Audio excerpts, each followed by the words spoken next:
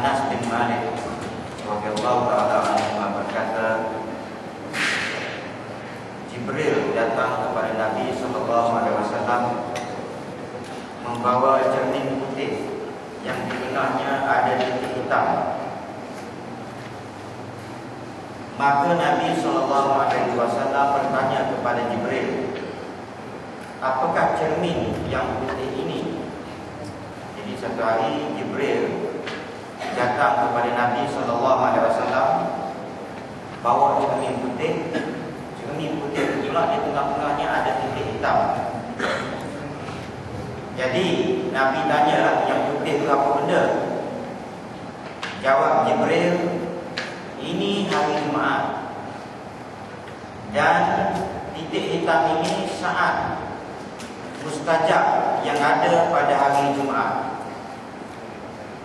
Jadi maknanya cermin putih yang Nabi tanya tu, yang Nabi tak faham tu apa maksud cermin putih, tengahnya ada titik hitam.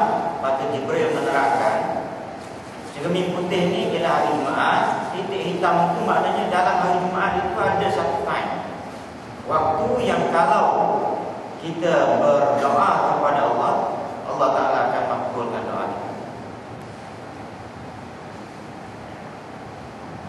Telah dikurniakan untukmu dan umatmu, sehingga umat-umat yang sebelummu berada di belakangmu, yaitu Yahudi dan Nasara. Dan ada saat di hari Jumaat, jika seorang mukmin bertepatan berdoa untuk kebaikan, pada saat itu pasti ia akan diterima oleh Allah, atau berlindung kepada Allah dari suatu bahaya, pasti akan dihindarkannya. Dan hari Jumaat di kalangan kami, di kalangan mereka, dinamakan Yaumul Mazid, yaitu hari tambahan. Jadi si Jibril menjelaskan lagi bahawa siapa saja yang berdoa pada hari itu, sama ada untuk kebaikan diri dia ataupun nak bawa pahala ke benda, maka Allah Ta'ala akan terima doa dia. Dan Jibril juga menjelaskan, dia kata kalangan kami pun itu game untuk manusia. Untuk manusia itulah dia hari Jumaat, ya, ada hari Jumaat. Tapi di kalangan kami pun dia kata ada juga yang macam hari Jumaat, cuma dinamakan Yaumul Mazid, hari tambahan. Nabi SAW bertanya, apakah Yaumul Mazid itu? Jawab Jibril, Tuhan telah membuat lembah di syurga Jannatul Firdaus. Di sana ada anak bukit daripada kasturi. Dan pada tiap hari Jumaat di sana disediakan mimbar-mimbar daripada nur, daripada cahaya yang diduduki oleh para nabi. Dan ada mimbar-mimbar daripada emas bertaburan permata yakut dan juga zabarjan, diduduki para siddiqin, syuhada dan salihin.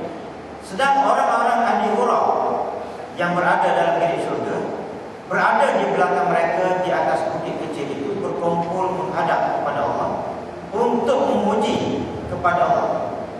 Lalu Allah Ta'ala berfirman, mintalah kamu kepada. Maka semua meminta, iaitu kami memohon keredaanmu. Jawab Allah, aku telah redha kepadamu keredaan sehingga aku tempatkan kamu di rumahku dan aku muliakan kamu. Kemudian Allah menampakkan kepada mereka sehingga mereka dapat melihat zatnya. Ini dia cerita suasana dalam syurga. Maka tidak ada hari yang mereka suka sebagaimana hari Jumaat, kerana mereka berasa bertambahnya kemuliaan dan kehormatan mereka. Itu yang dimaksudkan hari Yaumul Mazid di kalangan mereka.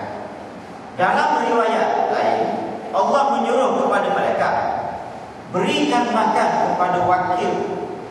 Maka dihidangkan berbagai makanan, maka terasa pada setiap suap rasa yang lain daripada sebelum. Ini keistimewaan dalam surga juga. Berbeza dalam dunia ni, kita makan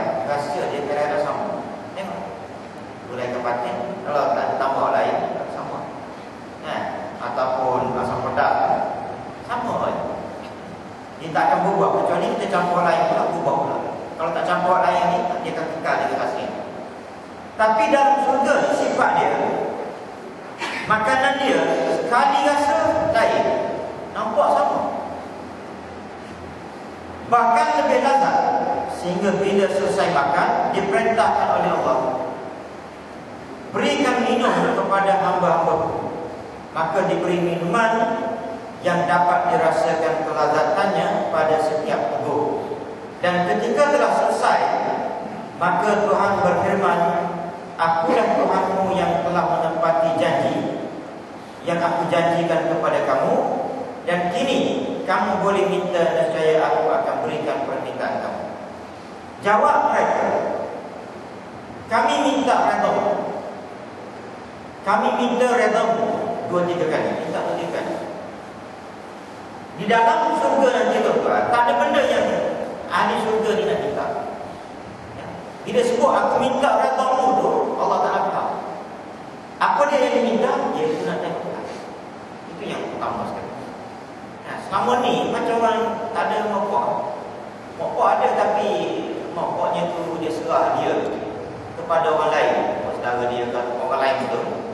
Kan? Dan bila besar saja tuan-tuan, naluri ke mana? Berasa nak tengok mak ayah dia yang sebenar. Dengar orang cerita, memang mak ayah dia ada.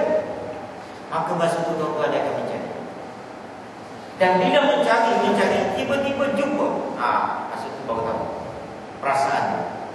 Macam kita juga yang tahu anak kita ataupun ayah kita duduk jauh, bila setahun 2 tak jumpa, dia lain perasaan dia. Ini kan pula orang yang tak pernah tengok mak ayah dia daripada kecil, tak kenal. Tiba-tiba tahu ayah dia ada lagi, mak dia ada lagi, pergi cari jumpa. Itulah dia gaya perasaan kata makhluk Tuhan yang bernama manusia, nak tengok kepada orang yang datang. Baik, pada hari ini aku muliakan kamu dengan kehormatan yang terbesar dari semua yang telah kamu terima. Maka dibukakan hijab sehingga mereka dapat melihat zat Allah sekehendak Allah. Boleh tengok, nak tengok sampai berapa lama boleh. Maka segeralah mereka bersujud kepada Allah sekehendak Allah, sehingga Allah menyuruh mereka, angkatlah kepalamu, sebab kini bukan masa beribadat. Angkat. Tapi naluri manusia pada masa itu, dia terikut dengan rentak masa dalam dunia. Masa dalam dunia tu, punyalah nak sembah Tuhan walaupun tak nampak. Maka dia, cara dia sujud rokok. Maka bila tak dapat tengok Tuhan, rasa dia macam bersyukur. Bila bersyukur tu, maka dia pun dia fikir macam otak dia sujud. Tapi Tuhan kata dah, agak boleh. Ini bukan time nak ibadah, nak sujud kepada. Ini apa nak bagi tengok. Maka di situ mereka lupa pada nikmat-nikmat yang sebelumnya dan rasa benar bahawa tidak ada nikmat yang lebih besar daripada nikmat melihat zat Allah yang mulia.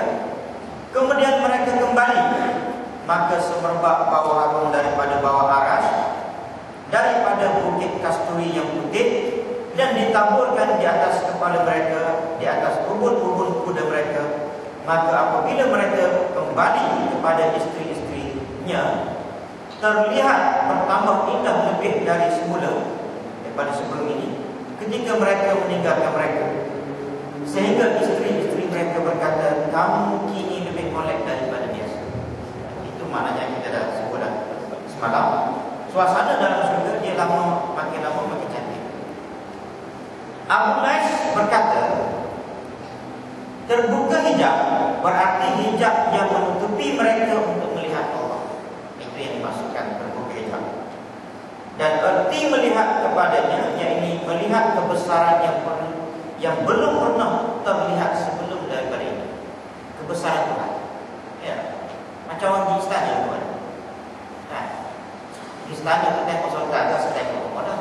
Tapi bila tengok sultan pakai air, pakai yang sultan,